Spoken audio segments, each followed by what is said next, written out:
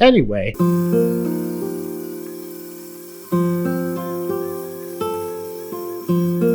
that should be enough. Well, I'm not cooled off, but this tube is. So it's time to put these rod ends in. You want to use a nice amount of anti-seize on all the threads, just on the end there, because as you thread it in, you push the anti-seize up toward the front. So put that on there, screw it in, and hopefully, if you did everything right, everything will work out nice, and you'll drop your misalignment spacers, and they'll roll away and be gone forever. Oh man, what am I doing? What am I doing wrong? Oh, those are left-handed threads. Get out of there. That makes sense. So, hold that. Having a little bit of a problem, so we're going to have to work on this one a little bit. Well, folks, I think I've made a mistake, because this tube is 1.5 inches by 1/4 wall, which means the inside diameter is 1 inch. These threads are 7/8. So a 7/8 insert inside of a 1 inch inner diameter tube means that you have a 1/16 of an inch between the threads and the edge of your insert.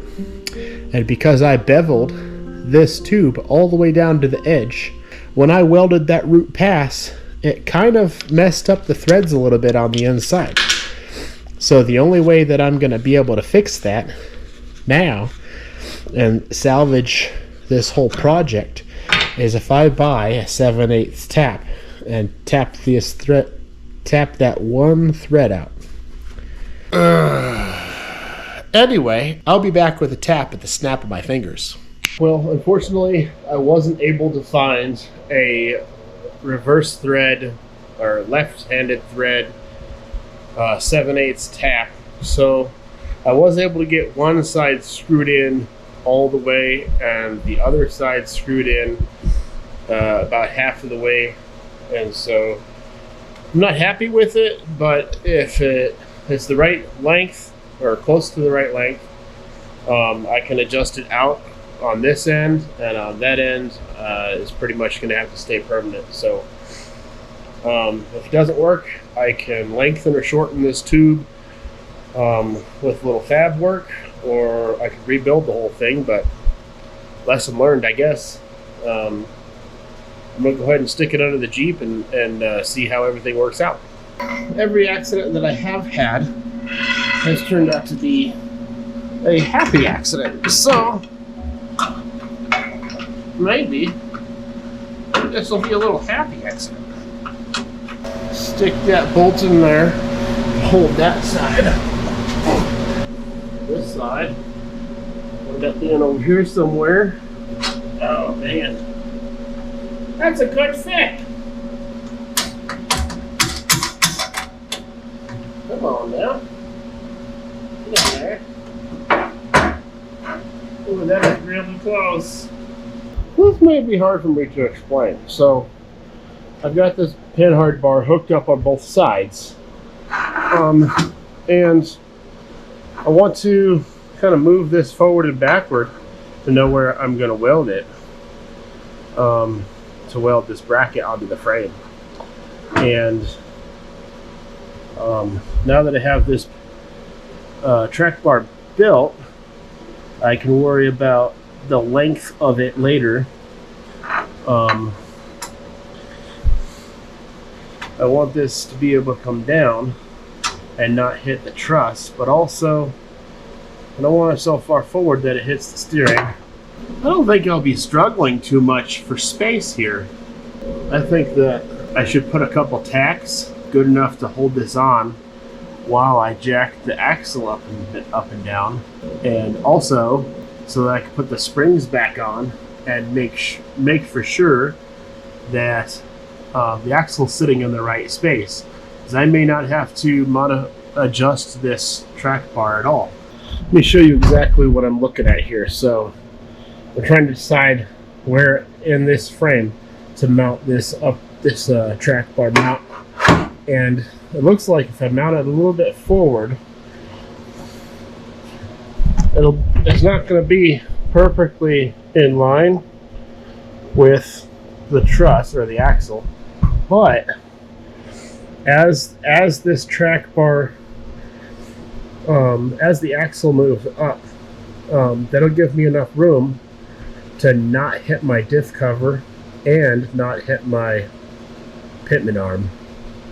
So what I'll do now is tack this bracket on in a few places and measure where this axle is with the springs on it, and also before that I can flex this axle out and make sure that the diff cover, the pitman arm, and the truss aren't going to hit the track bar.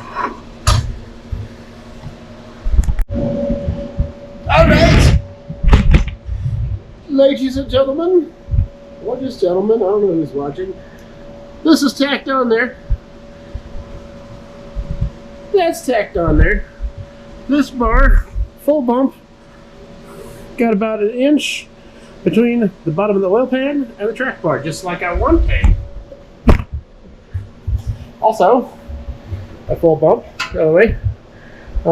You see the track bar is not hitting the axle truss or the differential cover or the panhard bar. It's hard to see, but there is about a 3/4 of an inch between the pitman arm and the panhard bar. So that's still a little warm. Yeah, so that's tacked on good enough. I could put the springs back on and the tires, and we'll see how it looks. Well, pity you didn't see that because I just dropped that off the jack stand.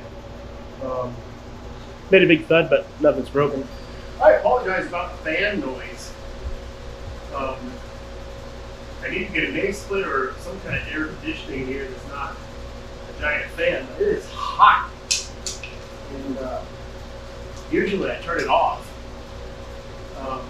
But it's monsoon season in here in Arizona.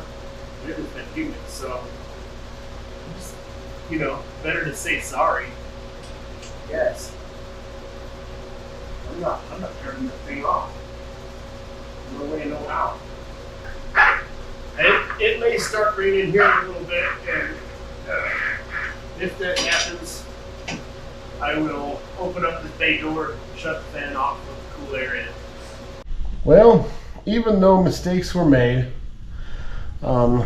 this track bar turned out pretty well. Still have to finish welding everything, but I had to screw this rod end all the way in, and I was able to screw that one in about an inch, which was minimum of where I wanted it to be. The axle is centered left and right. When it flexes out, I'm not hitting anything on the axle, not hitting anything on the oil pan, and even with a 7/8 rod end attached to it, I won't hit my pitman arm. In addition to all that good news, the panhard bar or track bar ended up being 39 inches exactly, which happens to be the same length as the steering link, and also they will end up being about the exact same angle too, so I won't have to worry about any bump steer, being as both the steering length and the track bar have the exact same radius. Next thing I gotta do up here to make my life a little easier is to build a tie rod from end to end and the steering length to go up to the pitman arm to the knuckle, and weld everything up and choose a steering assist and install that. For the all the steering stuff, I can get a pretty good deal on the Barnes website. They'll sell me 2 1.5 by 1/4 tubes to match this one, and all the ends I need to finish building my steering. Then aside from a locker or spool and axle shafts and lockouts, upgraded lockouts, the front end will pretty much be done. And I can move on to building a bumper to incorporate all this winch stuff. So that pretty much does it for this video. And this weekend, I still got a lot to do on the front. I got to order a bunch of stuff, decide what I need, and I'll make another video of putting that steering together. In the meantime, I think my next video is going to be changing out the RCI fuel filler, or the RCI fuel hanger, because I'm moving my fuel pump to inside the tank. So stay tuned for next weekend and I'll get that video up. One more thing, I wanted to show you something inside this tire. Who welded this?